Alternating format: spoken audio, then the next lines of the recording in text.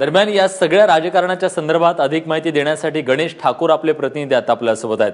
गणेश, वाद रंगलेला आहे वेगवेगळ्या पक्षांमध्ये, पण या वादात सेल्फी पॉइंट, सेल्फी कुणाची निघणार?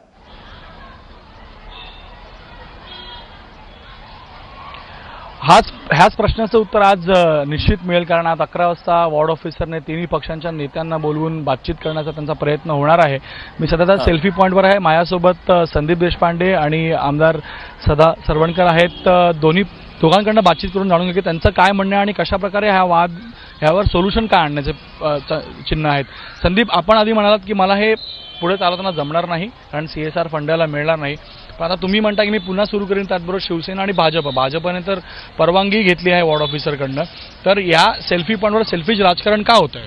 नाही, विषय असा आहे की कसं आहे, एवढे वर्ष ते सेल्फी पॉईंट आम्ही चालवलेलं आहे। आम्हाला माहिती होतं जे CSR मधनं फंडिंग करत होते त्या लोकांनी इलेक्शन नंतर तो करण्यास नकार दिला। त्याच्यानंतर आम्ही तो निर्णय जाहीर केला।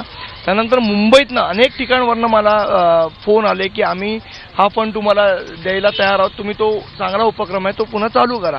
त्या पद्धतीने आम्ही निर्णय घेतला।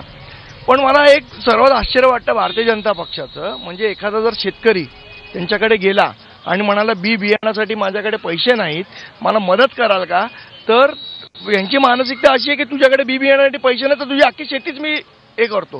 तुम्ही सत्ताधारी पक्ष आहात, तुम्ही लोकांना मदत करण्यासाठी आहात का लोकांनी केलेली कामं गिळंकृत करण्यासाठी आहात?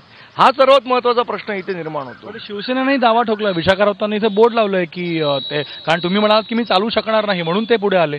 नाही, त्याच्यानंतर आम्ही हा बोर्ड लावला होता आणि त्याच्यामध्ये आम्ही म्हटलेलं आहे की हा सेल्फी पॉईंट आम्ही परत चालू करतोय। आमची CSR फंडची अरेंजमेंट झाली आणि मला असं वाटतं की एवढं मोठं शिवाजी पार्क आहे, 25 एकरचं शिवाजी पार्क आहे, 1.10 किलोमीटरचा पूर्ण हा परिसर आहे, कुठेही सेल्फी पॉईंट होऊ शकतो, कुठेही सेल्फी पॉईंट होऊ शकतो। सदाभाऊ, तुमचं काय म्हणणं आहे? आपण विशाखा राऊतांनी इथे बोर्ड लावलं की आता याची देखरेख किंवा याला आम्ही याची जबाबदारी स्वीकारतो, तर राजकारण होतं याच्यावर? त्यावेळेचे स्थानिक नगरसेवक माझे मित्र देशपांडे यांनी एक चांगला उपक्रम तरुणांच्या मागणीनुसार केला होता।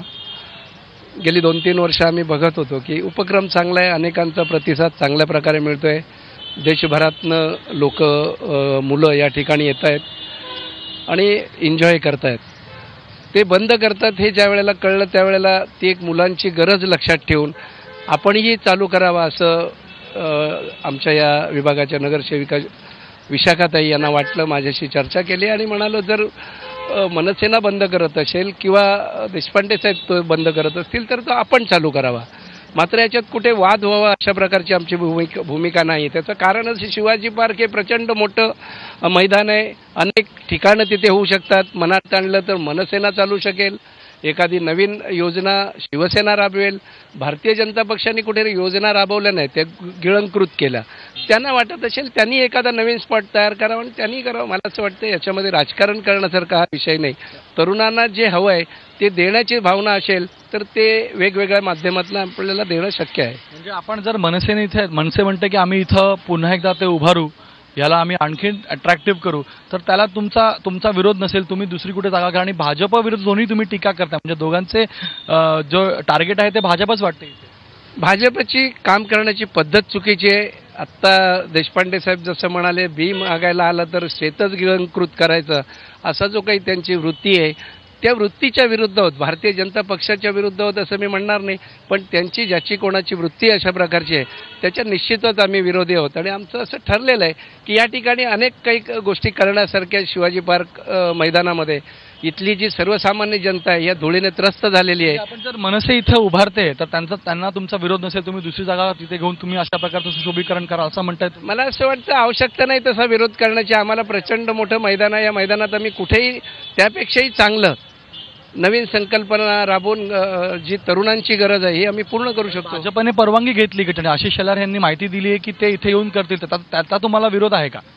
मला असं वाटतं की त्यांनी वर्षानुवर्षात चालवत आहेत, त्याला विरोध करून आपण करणं आणि वाद निर्माण करण्याची आम्हाला गरज नाही। आमच्यासाठी इतरत्र अनेक ठिकाणं आहेत, तशी भारतीय जनता पक्षाने सुद्धा स्वतःची व्यवस्था करायला हरकत नाही।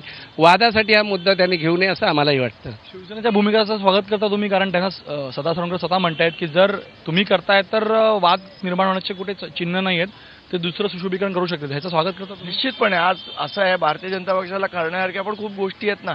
पण दुसऱ्यांनी केलेल्या गोष्टी कशाला गिरण करू? तुम्ही नवीन संकल्पना आणा, नवीन गोष्टी करा. निश्चितपणे सरवणकर साहेब आमचे स्थानिक आमदार, त्यांनी जी भूमिका घेतली निश्चितपणे योग्य आहे आणि आम्ही त्याचं स्वागत करू. निश्चित तोडगा इथं निघताना दिसतोय. शिवसेनेचं स्पष्ट म्हणणं आहे की मनसे जर उभारते तर आम्हाला त्याचा विरोध नसणार, कारण चांगलं काम करतायत. मोठा हा शिवाजी पार्क परिसर तिथेही त्यांना करण्यात येईल. भाजपने तसंच करावं. मात्र दोन्ही पक्षांच्या टार्गेटवर भाजप इथे दिसलं, कारण भाजपने ज्या पद्धतीने इथं येऊन इथं सेल्फी पॉईंट पुन्हा उभारण्याचं जे माहिती दिली किंवा परवानगी घेतली त्याला आता दोघांचा विरोध आहे. पण दोन्ही पक्ष एकमेकांना इथं सहकार्य करताना दिसत आहेत आणि या निश्चित या प्रकरणावर किंवा पूर्ण सेल्फी पॉईंटच्या इश्यूवर काही ना काही तोडगा निघण्याचे पूर्ण संकेत आहेत. विलास. नक्कीच. तेव्हा या दोन्ही नेत्यांशी, सेना आणि मनसेशी जेव्हा बोललो तेव्हा लक्षात आलं की दोघांनाही एकत्र येऊन सेल्फी काढायला काही हरकत नाही, पण त्या सेल्फीत भाजप येऊ नये हे मात्र नक्की आहे. धन्यवाद गणेश, तुम्ही दिलेल्या सगळ्या सविस्तर माहितीबद्दल. तेव्हा सेल्फीचं राजकारण पुढे काय होतं हे पाहणं महत्त्वाचं आहे.